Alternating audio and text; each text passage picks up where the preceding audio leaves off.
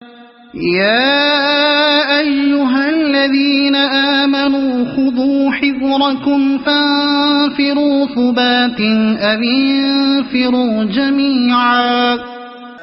اے لوگو جو ایمان لائے ہو، مقابلے کے لیے ہر وقت تیار رہو، پھر جیسا موقع ہو الگ الگ دستوں کی شکل میں نکلو یا اکٹھے ہو کر. مقابلے کے لیے ہر وقت تیار رہو. واضح رہے کہ یہ خطبہ اس زمانے میں نازل ہوا تھا جب احد کی شکست کی وجہ سے اطراف و نواح کے قبائل کی ہمتیں بڑھ گئی تھیں اور مسلمان ہر طرف سے خطرات میں گھر گئے تھے. آئے دن خبریں آتی رہتی تھیں کہ فلاں قبیلے کے تیور بگڑ رہے ہیں، فلاں قبیلہ دشمنی پر آمادہ ہے، فلاں مقام پر حملے کی تیاریاں ہو رہی ہیں. مسلمانوں کے ساتھ پے در پے غداریاں کی جا رہی تھیں. ان کے مبلغین کو فریب سے دعوت دی جاتی تھی اور قتل کر دیا جاتا تھا. مدینے کے حدود سے باہر ان کے لیے جان و مال کی سلامتی باقی نہ رہی تھی. ان حالات میں مسلمانوں کی طرف سے ایک زبردست سعی و جہد اور سخت جانفشانی کی ضرورت تھی تاکہ ان خطرات کے ہجوم سے اسلام کی یہ تحریک مٹ نہ جائے. وَإِنَّ مِنكُمْ لَمَن لَّيُبَطِّئَنَّ فَإِنْ أَصَابَتْكُم مُّصِيبَةٌ قَالَ قَدْ أَنْعَمَ اللَّهُ عَلَيَّ إِذْ لَمْ أَكُن مَّعَهُمْ شَهِيدًا وَلَئِنْ أَصَابَكُمْ فَضْلٌ مِّنَ اللَّهِ لَيَقُولَنَّ كَأَن لَّمْ تَكُن بَيْنَكُمْ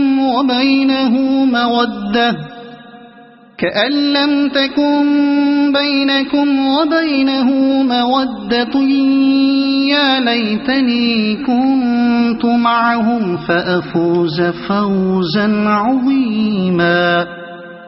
ہاں، تم میں کوئی آدمی ایسا بھی ہے جو لڑائی سے جی چراتا ہے. اگر تم پر کوئی مصیبت آئے تو کہتا ہے اللہ نے مجھ پر بڑا فضل کیا کہ میں ان لوگوں کے ساتھ نہ گیا. اور اگر اللہ کی طرف سے تم پر فضل ہو تو کہتا ہے، اور اس طرح کہتا ہے کہ گویا تمہارے اور اس کے درمیان محبت کا تو کوئی تعلق تھا ہی نہیں، کہ کاش میں بھی ان کے ساتھ ہوتا تو بڑا کام بن جاتا. تم میں کوئی آدمی ایسا بھی ہے جو لڑائی سے جی چراتا ہے. ایک مفہوم یہ بھی ہے کہ خود تو جی چراتا ہی ہے، دوسروں کی بھی ہمتیں پست کرتا ہے اور ان کو جہاد سے روکنے کے لیے ایسی باتیں کرتا ہے کہ وہ بھی اسی کی طرح بیٹھ رہے ہیں.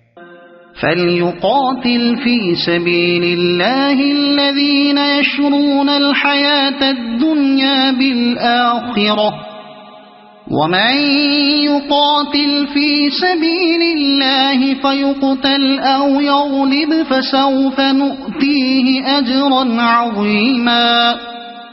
ایسے لوگوں کو معلوم ہو کہ اللہ کی راہ میں لڑنا چاہیے ان لوگوں کو جو آخرت کے بدلے دنیا کی زندگی کو فروخت کر دیں. پھر جو اللہ کی راہ میں لڑے گا اور مارا جائے گا یا غالب رہے گا اسے ضرور ہم اجر عظیم عطا کریں گے. جو آخرت کے بدلے دنیا کی زندگی کو فروخت کر دیں، یعنی اللہ کی راہ میں لڑنا دنیا طلب لوگوں کا کام ہے ہی نہیں.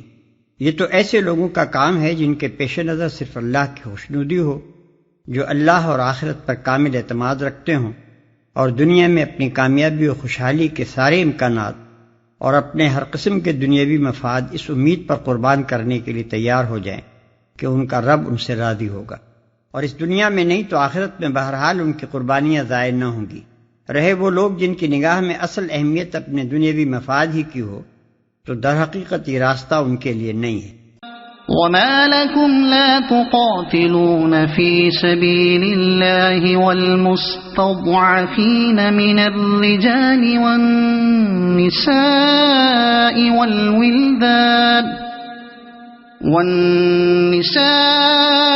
وَالْوِلْدَانِ الَّذِينَ يَقُولُونَ رَبَّنَا أَخْرِجْنَا مِنْ هَذِهِ الْقَرْيَةِ الظَّالِمِ أَهْلُهَا وَاجْعَل لَّنَا مِن لَّدُنكَ وَلِيًّا وَاجْعَل لَّنَا مِن لَّدُنكَ نَصِيرًا.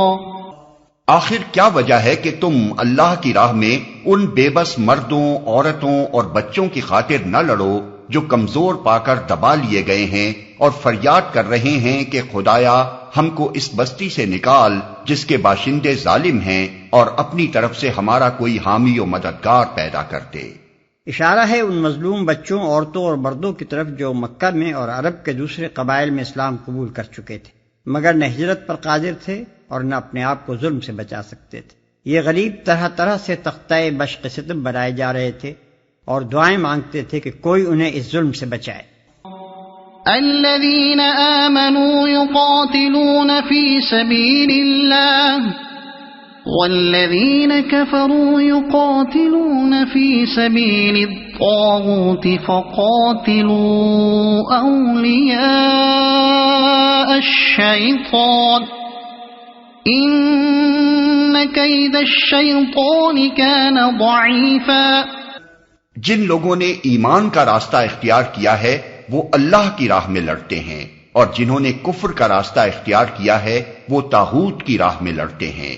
پس شیطان کے ساتھیوں سے لڑو اور یقین جانو کہ شیطان کی چالیں حقیقت میں نہایت کمزور ہیں۔ وہ طاغوت کی راہ میں لڑتے ہیں۔ یہ اللہ کا دو ٹوک فیصلہ ہے۔ اللہ کی راہ میں اس غرض کے لیے لڑنا کہ زمین پر اللہ کا دین قائم ہو، یہ اہل ایمان کا کام ہے، اور جو واقعی مومن ہے وہ اس کام سے کبھی باز نہ رہے گا۔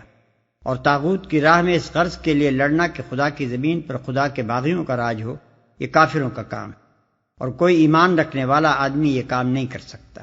شیطان کی چالیں حقیقت میں نہایت کمزور ہیں، یعنی بظاہر شیطان اور اس کے ساتھی بڑی تیاریوں سے اٹھتے ہیں اور بڑی زبردست چالیں چلتے ہیں، لیکن اہل ایمان کو نہ ان کی تیاریوں سے خوفزدہ ہونا چاہیے اور نہ ان کی چالوں سے۔ آخر کار ان کا انجام ناکامی ہے۔